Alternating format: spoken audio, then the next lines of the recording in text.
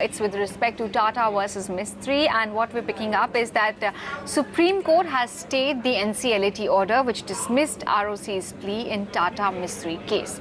That is the big update that we're tracking and that we're picking up at this point in time. And okay, that's perhaps the only flash. Abhimanyu has been tracking this story. He tracks developments at the Supreme Court quite closely. He will be joining us shortly to give us an update. Okay, Abhimanyu is with us. Abhimanyu, can you elaborate this a bit more for our viewers?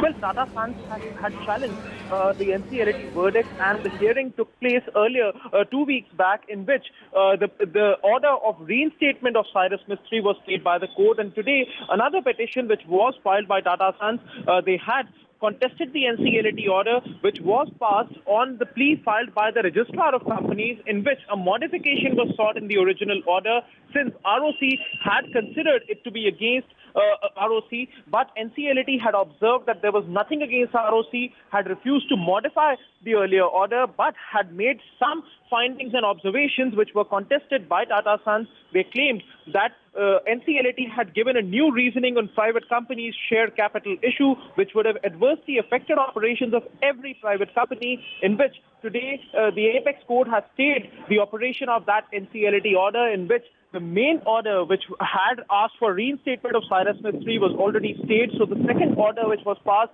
on RoC's plea has also been stayed today, and also a notice has been issued to Cyrus Mistry and other parties in this case.